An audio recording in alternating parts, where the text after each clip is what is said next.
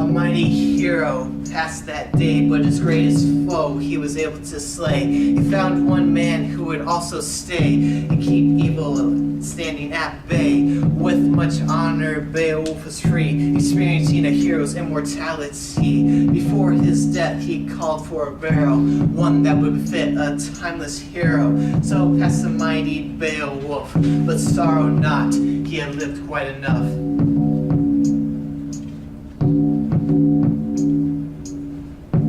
After his death, at the mouth of the cave, there came those who would ill behave, deserting their master at his time of death.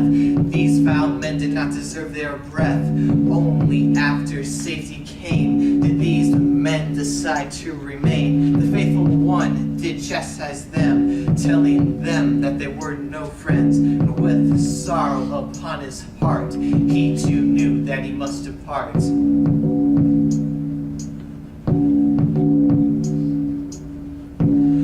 Beowulf began to spread, and all were told that the king was dead, who would now protect the kingdom and help preserve the Geats' freedom. At the head of the hall there was an empty chair, and none were worthy to sit down there. And what's worse, there was a war coming, from which there could be no running. With a certitude emboldening them, the Geats experienced victory again.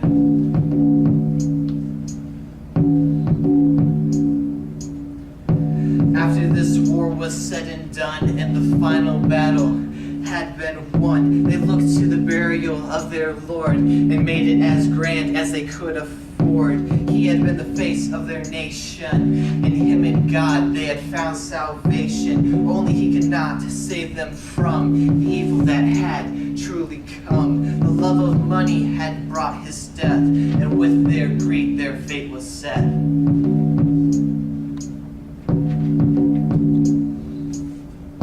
So the faithful man relayed his wishes and gave messages to all the princes on how to construct his funeral pyre and how he was to be consumed by fire. Beowulf was then buried with a treasure, a mass of wealth to show his measure. They took the loot from the cave to which the dragon had been a slave, and others went to fetch the wood, while others still did what they could.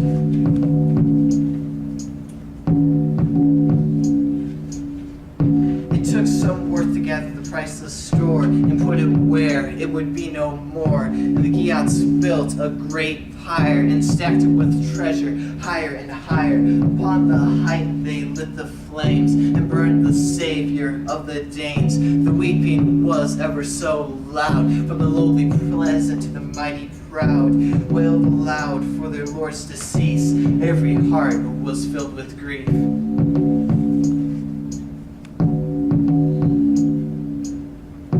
So after the burning, the people began to make a shape within the land, constructing their lord a mighty barrel, great in height, long and narrow, one that sailors could see from far away. And this they constructed within 10 days. It was their memorial. It was Beowulf's final funeral, buried within their glorious king, jewels with gold and other things.